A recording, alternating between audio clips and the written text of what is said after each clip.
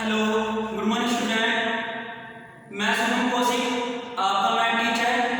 आज हम क्लास 11 के चैप्टर नंबर 8 बायनोमियल थ्योरम को करेंगे।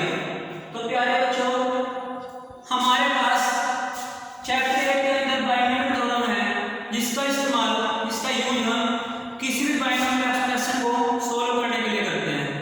तो प्यारे बच्चों, चैप्टर की इंट्रोडक्शन शुरू करने से पहले मैं आपको इसका थोड़ा सा बेसिक पार्ट है जो हमने पहले ही क्लास 8 में या 7 में किया हुआ है। तो प्यारे बच्चों, बायनोमियल क्या होता है, बायनोमियल थ्योरम का यूज कहाँ करते हैं, इसके बारे में हम आज वीडियो में जानेंगे। तो प्यारे बच्चों, सबसे पहले मैं आपको टर्म्स के बारे में बताता हूँ। जब हम 7th क्लास में या 8th क्लास में थे तो हमें टर्म्स के बारे में जानना था या एक्सप्रेशन के बारे में जानना था। कोई भी एक्सप्रेशन किस टाइप का होता है वो आज हम पढ़ेंगे। सबसे पहले मैं आपको बताता हूँ, पहला जो हमारा एक्सप्रेशन होता है वो मोनोमियल होता है। मोनोमियल क्या होता है बेटा? मोनोमियल के अंदर हमारे पास ऐसा एक्सप्रेशन जिसके अंदर सिर्फ only and only one term हो, यानी कि that expression which contain only one term. ऐसा एक्सप्रेशन जो सिर्फ एक ही टर्म को कंटेन करता है वो हमारा मोनोमियल होता है।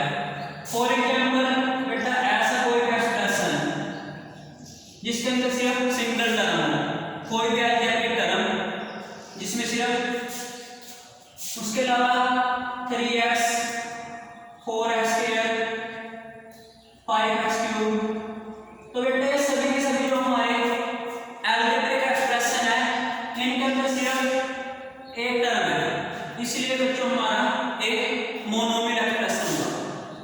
उसके अलावा बच्चों हमारा जो चैप्टर से रिलेटेड है दूसरा बायनोमियल एक्सप्रेशन। बायनोमियल क्या होता है हमारे पास?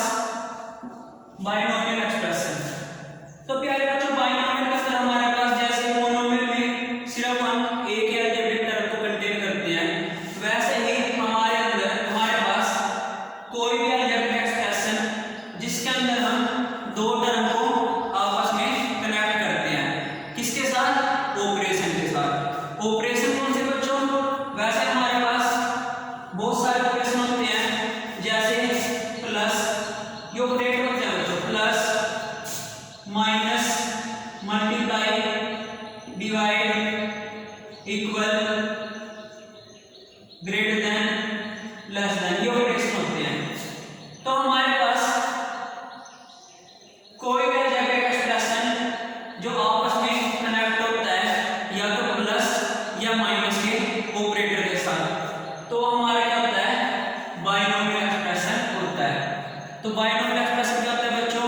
बायनोमियल एक्सप्रेशन जिसके अंदर हमारे पास एक से ज्यादा टर्म आपस में कनेक्ट होती हैं, यानी कि जैसे ये 4x + 3, ये हमारा एक बायनोमियल एक्सप्रेशन है जिसके अंदर हमारे पास दो टर्म है।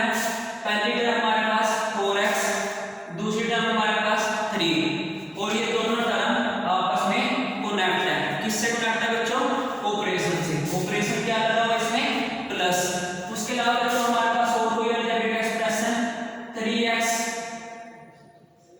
+ 4, ये भी हमारा अलजेब्रिक एक्सप्रेशन है जिसके अंदर हमारे पास दो टर्म है।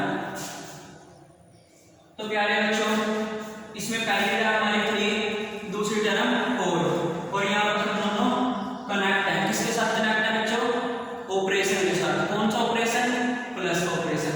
उसके अलावा जो हमारे पास सपोज दैट ये आपने अलजेब्रिक एक्सप्रेशन लिखा, इसके अंदर भी हमारे पास ये अलजेब्रिक एक्सप्रेशन है, दो टर्म्स को कनेक्ट कर रहा है।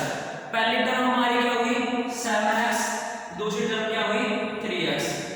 तो ये आपस में दोनों की दोनों कनेक्ट है एक ऑपरेशन के साथ जो हमारा क्या है? माइनस। तो प्यारे बच्चों, इसी के बेस पे हमारा चैप्टर है बायनोमियल थ्योरम। बायनोमियल थ्योरम से पहले मैं एक बार बायनोमियल की डेफिनेशन आपको बताना चाहूंगा। बायनोमियल क्या होता है? एन अलजेब्रिक एक्सप्रेशन, एक algebraic expression containing two term, जिसमें दो टर्म हो,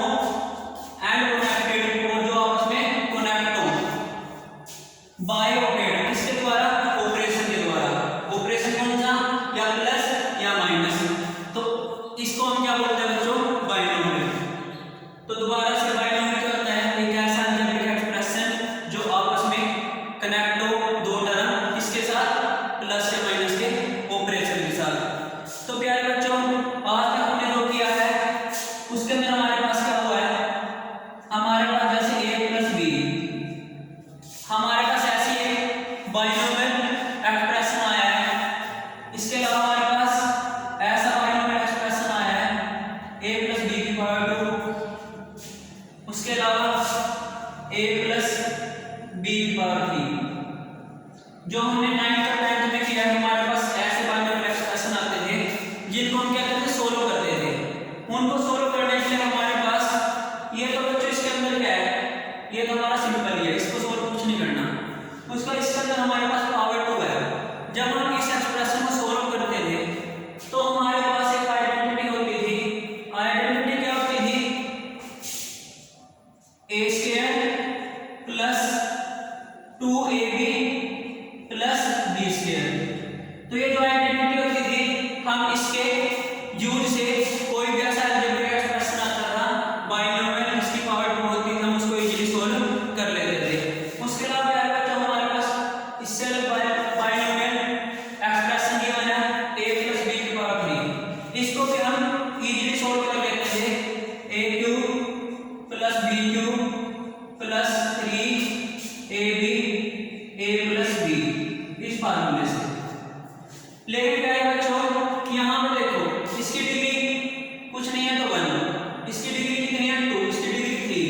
तो अगर हमें इससे आगे कोई बाइनोमियल एक्सप्रेशन जिसकी डिग्री 4 हो, 5 हो, 6 हो, 7 हो, 8 हो, कुछ भी हो, उसको जब हम सोल्व करते हैं, उसको सोल्व करने के लिए हम बार बार रिपीट नहीं कर सकते, बार बार आपस में उनकी मल्टीप्लाई नहीं कर सकते। तो उसको सोल्व करने के लिए हम बाइनोमियल थ्योरम का यूज करते हैं। तो प्यारे बच्चे एक बार दोबारा बता रहा हूं आपको, बाइनोमियल थ्योरम का कहां यूज करते हैं। बाइनोमियल थ्योरम का यूज करने के लिए हम सबसे पहले क्या करते हैं, डिग्री देखते हैं, 2 डिग्री है, 3 डिग्री है, 4 डिग्री है, 5 डिग्री है। 2 और 3 के लिए हम आइडेंटिटी यूज कर सकते हैं, प्लस b का whole square, a plus b का क्यूब। लेकिन उससे अगर ज्यादा पावर हमारे पास आ जाए तो हम क्या करते हैं, बाइनोमियल थ्योरम का यूज करते हैं। सपोज दैट हमारे पास a प्लस b की पावर 5 आ जाए। इस एक्सप्रेशन को सोल्व करने के लिए हमारे पास कोई आइडेंटिटी नहीं होती जिससे हम इसको इजीली सोल्व कर सके। तो ऐसा कोई भी एक्सप्रेशन जिसकी डिग्री कोई भी 3, 4, 5, 7, 8, 9 कुछ भी, उसको हम सोल्व करने के लिए बाइनोमियल थ्योरम का यूज करते हैं। ये हमारा बाइनोमियल एक्सप्रेशन होता है a प्लस b की पावर n, जिसके अंदर हमारा a और b, ये जो दो टर्म होती है, ये हमारा बिलोंग करता है रियल नंबर से। जो n होता है हमारा, प्यारे बच्चों n को हम इंडेक्स बोलते हैं। जो हमारा n होता है वो बिलोंग करता है नेचुरल नंबर से। n हमेशा नेचुरल नंबर रहेगा, 1 2 3 4 5 एटसेट्रा। तो हमारे पास कोई भी अलजेब्रिक एक्सप्रेशन होता है बाइनोमियल जो a प्लस b की पावर n की फॉर्म में होता है, उसके अंदर a और b दो हमारे क्या होते हैं, रियल नंबर भी हो सकते हैं, रियल नंबर होते हैं, यहाँ पर कुछ भी हो सकता है जो रियल नंबर से बिलोंग करते हैं। उसके अलावा n हमारा क्या होता है, नेचुरल नंबर होता है। और इंपॉर्टेंट बात बच्चों, कोई भी बाइनोमियल एक्सप्रेशन होता है हमारे पास, जो n होता है, n को हम उसका इंडेक्स बोलते हैं। क्या बोलते हैं बच्चों, इंडेक्स। उसके अलावा प्यारे बच्चों हमारे पास क्या है, जब भी हम किसी भी बाइनोमियल एक्सप्रेशन को सोल्व करते हैं, सपोज दैट हमारे पास बाइनोमियल एक्सप्रेशन है a प्लस b की पावर n है। जब हम इसको सोल्व करते हैं तो प्यारे बच्चों सोल्व करने के लिए हमारे पास जो मेथड होता है वो होता है MC0, a की पावर n b की पावर 0 प्लस MC1 a की पावर n माइनस 1 b की पावर 1 प्लस MC2 a की पावर n माइनस 2 b की power 2 plus dot dot dot dot dot, कहाँ तक जाता है बच्चों ये, NCn a की पावर n माइनस n और b की पावर n। तो प्यारे बच्चों कोई भी हमारा अलजेब्रिक एक्सप्रेशन जो बाइनोमियल हो a प्लस b की पावर n की फॉर्म में, उसको सोल्व करने के लिए बाइनोमियल थ्योरम होती है जिसका हम इस्तेमाल करते हैं। इसका अंदर देखो बच्चों क्या होता है, स्टार्टिंग में MC0 a की पावर n, जो हमारा फर्स्ट टर्म होती है बाइनोमियल एक्सप्रेशन के, उसकी जो पावर होती है शुरू में वो वही होगी जो हमारा बाइनोमियल एक्सप्रेशन का इंडेक्स होगा।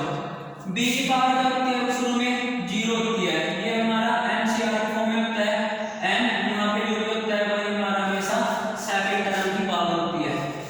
उसके अलावा MC1 a की power n minus 1 b1, MC2 a की पावर n माइनस 2 b की पावर 2 प्लस NCn a की पावर n माइनस n और b की पावर n।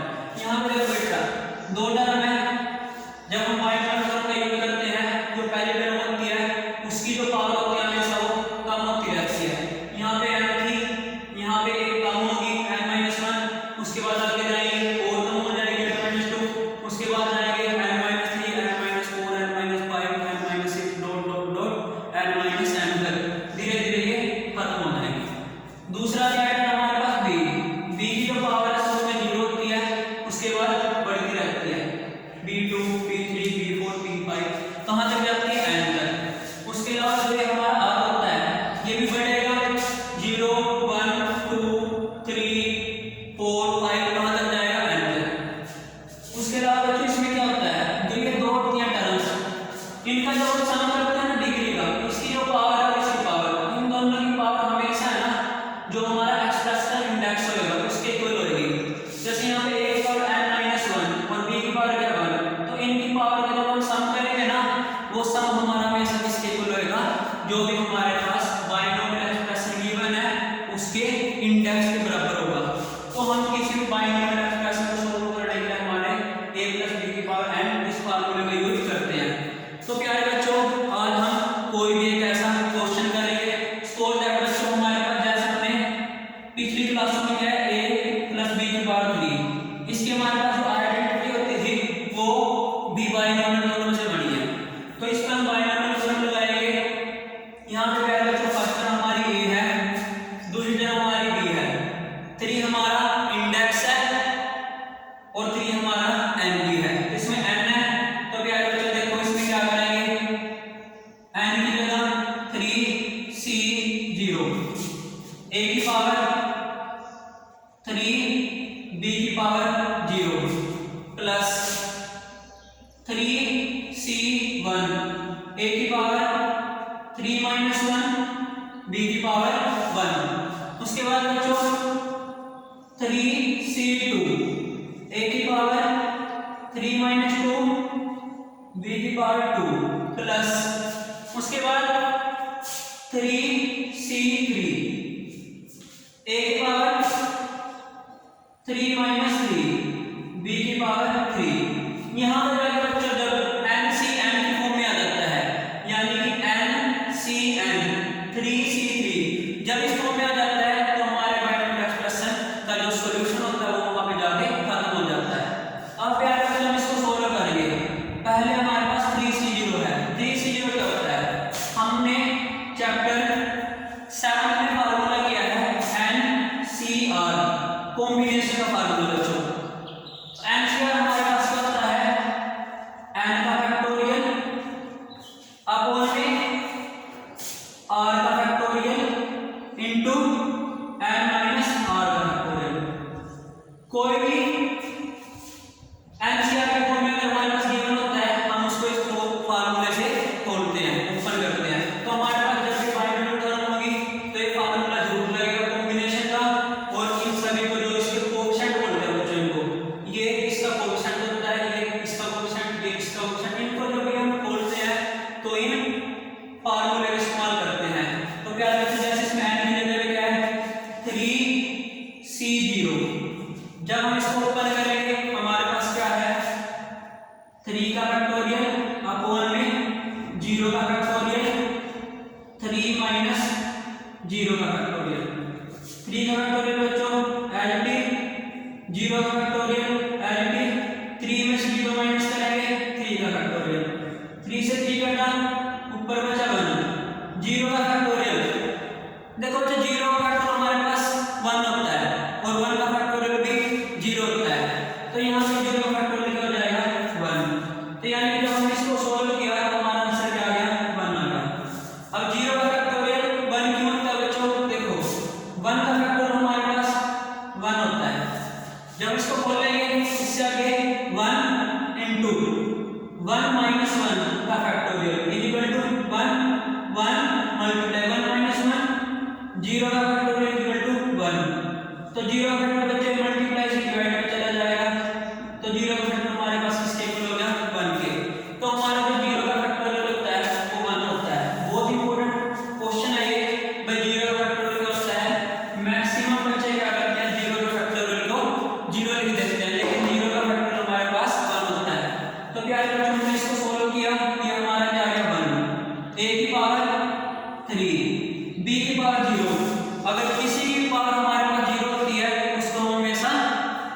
1 लिखते हैं, तो b की पावर 0 क्या हो गया 1। इसके बाद बच्चों में इसको खोलना है, वही NCR का फार्मूला n का फैक्टोरियल अपॉन में r का factorial into n minus r का फैक्टोरियल।